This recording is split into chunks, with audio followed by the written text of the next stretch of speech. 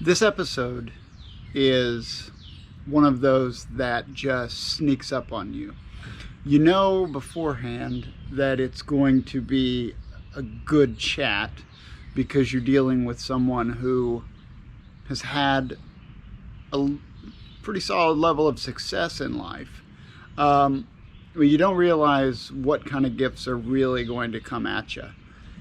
So, Michael Brody-Waite is our guest this week, and this is the address. This is where you can find all of his stuff.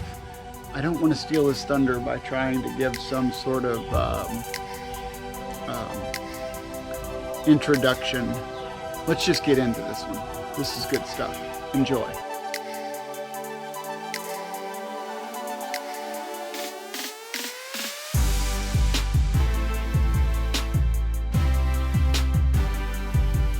First off, thanks so much for meeting with me. And I got your email about the book, and I want to hear all about it. Well, we don't have enough time for that, man. Oh, okay.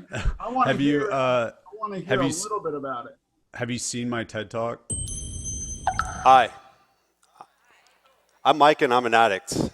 You know, if the TED Talk is 3 principles that are all about how you take the principles that addicts use to recover to transform how you live and lead, this is the book that lays out in a step-by-step format how you actually do that. Because for me, a lot of people really responded to the aspect of being rigorously authentic.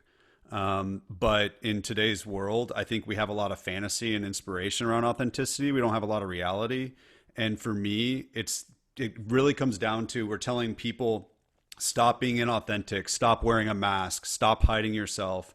And the problem is that I have a lot of experience with people telling me to stop doing something. They told me to stop using. And you could tell me to stop using until you're blue in the effing face. Yeah. But I didn't find recovery and change my life until you told me what to start. And then when I started that something, it had enough empathy and enough clarity and enough forethought that it was a step-by-step process that anyone can execute to get the outcome that I was promising, i.e. stop using every day and actually be able to completely transform the way that I live. And I thought, if an addict can stop slamming dope and drinking a fifth of vodka and a case of beer and an eighth of weed, like if I can stop doing that, why the F can't leaders and people be authentic? Like if I can start, and it's because there isn't the equivalent of a 12-step program for how you become what I call a mask-free leader. Yeah. So the book is laying out what I call the mask-free program, built on 3 stools: the system, AKA my principles, but the steps that you and I learned, Sure. a sponsor, someone who can guide you through it, who's worked them themselves, and a society. It's the same 3 legs. It's just, it's a program for anybody, whether they're an addict or not, to allow them to actually understand that they have to solve the real problem. And the reason that they aren't authentic isn't because they aren't authentic. It's because they're addicted to being inauthentic. They're addicted to their mask. And so they need to deploy a recovery-like resource to be able to recover. So that's what that book empowers people to do.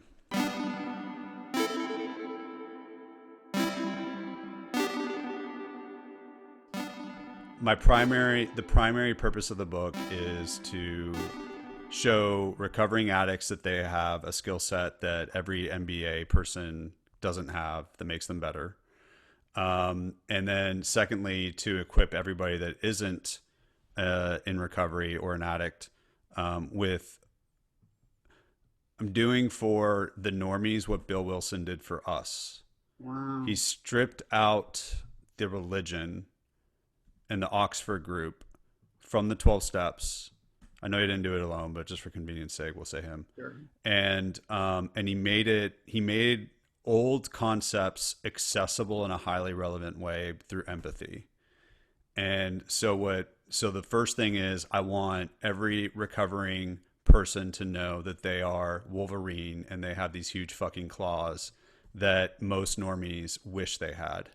Yeah. And then secondly, I want all the normies out there in the world to have access to what we have. All right, a little clarification, little definition of terms. Normie is one of the words that people inside of the recovery community use to refer to people who do not suffer from the same affliction that we do inside of recovery. in an ideal utopia, we would just say, here's the 12 steps, just use them. But in reality, I've spent 3 years experimenting with how I do this. And the conclusion I came to was the normies that I know that admire or like my form of leadership, they don't want to go to a 12-step program because their life isn't on the line, but they want what I have. And so because they aren't as messed up as I was, I can give them something that's highly context rich in the area that everybody cares about, which is their profession. That's where you spend the most time during the week. That's what provides for your family. Like, we say we don't want it to matter, but like, we're workaholics in America, especially. So like, it does. So I try to really say, like, this isn't some like new age help, self-help thing. This is a competitive advantage. And in doing that, in articulating that, you wish you were a drug addict because you wish you had these skills. Now I am going to give you these skills, but I have two things that you don't have. I have the incentive to work them the rest of my life that you don't have, because I don't work it to be successful at work. I work them to live. Right. And then second of all, I've got a practice ground that all that it requires is an hour of my time and some bad fucking coffee. Yeah. And I've gone to that practice ground over 2,000 times. Yeah. And so I have a place to actually practice this stuff. And so part of the covert agenda in all of that is to help people understand that, and this is like the thing that my talk used to be, that I don't have a stigma, I have a fucking superpower. Yeah. Like, that's what I have, right? Yeah. And that's what you have. And so it's trying to help people understand that being a drug addict is not a good or bad thing if you actually understand addiction and recovery. We've applied the stigma to the wrong term. And I'm just using drug addict specific because that's my experience. Yeah, no, please. All addicts. We need to be applying the stigma to an active addict. They earned it. I earned that shit. Yeah. But you know what? Being an addict is my identity. It's never going to change. And I'm proud of it because I choose recovery. It's been interesting to see the difference between my conversations about stigma related to substance use disorder with people who are addicts versus people who are not. The people who are addicts will by and large go the route of, there are certain things that we did that absolutely deserve a stigmatizing view toward them. And part of that reason is a lot of folks in recovery have done the work, in my estimation, have done some work to be able to deal with their past and recognize and reckon with the wreckage that's back there. These people will by and large come out with, at some point in the conversation, yeah, but there's some stuff I did back there that absolutely deserves a stigmatizing view set upon it. So my covert thing is like wanting to be like, hey, like, everybody talks about recovery as this thing that like neutralizes the negative in your life. Like, oh, like I'll be like, hey, you know, I'm just an addict, and so I'll be like, oh, Mike, no, you're not anymore. Oh. And I'll be like, what are you talking about, dude? I'm fucking Superman with a cape. Like, don't take my cape away and make me Clark Kent again. Like, I don't want that. Like, no, like I am an addict. I'm proud of that fact. Like, I love it. It's the first thing I want people to know about me. When I talk to God, this is something I always say. Like, I thank him for my addiction before I ever start talking to him about my recovery. So anyhow, so I really believe in what you're doing. It's a big part. It's the covert agenda behind my work. So there's a tremendous amount of alignment. So I'm happy to help, but like, I'm 100% down with your mission. Addiction and isolation. This next part, he took the same conversation that I've had with I don't know how many people over the last 5 weeks, and he went a completely different way with it. I just think it's such an interesting time where, thanks to essentially a disease, we all have to isolate. And so addicts know a lot about having to isolate and wanting to isolate thanks to a disease. Our disease has been around forever. And so everybody right now is going through what we go through in active addiction. And I think that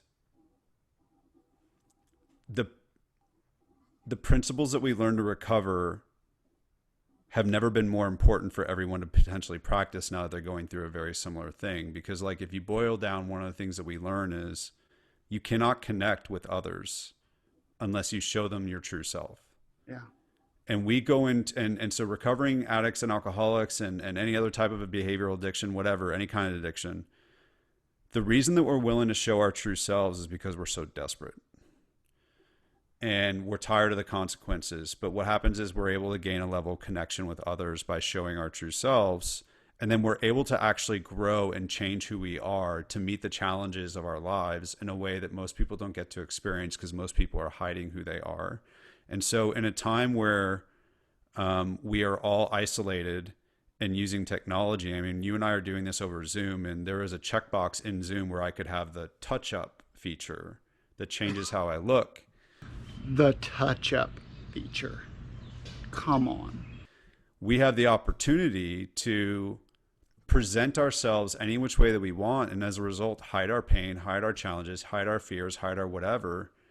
And so in many ways, I think recovering people are built for this. Yeah. 100%.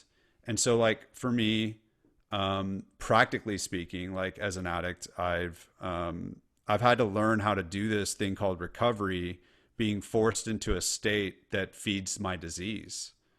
Isolation feeds my disease. Yeah. And so one thing that's absolutely happened for me is when I am attending my home group meetings through Zoom, I went through a period of time where I was doing things that I would never, ever do in a meeting. I would never sit there and text people in a meeting. I would never sit there and play a game on my phone in a meeting. I would never sit there and look into every single face and not listen to who's talking. And then I wouldn't get the thing I would get in every meeting, which Right. is the meeting after the meeting, because we would hit a meeting and it's done. But some of the best recovery I get are in the steps of the church where my home group meets. And so I was trying to understand one of the reasons I was suffering so much during a period of time when all this stuff started hitting. And my therapist said to me, she said, human beings have gone through a sudden and complete loss of control that they've never experienced before. And that can be exhausting and can really mess you up. And she said half of her caseload that are recovering addicts have relapsed.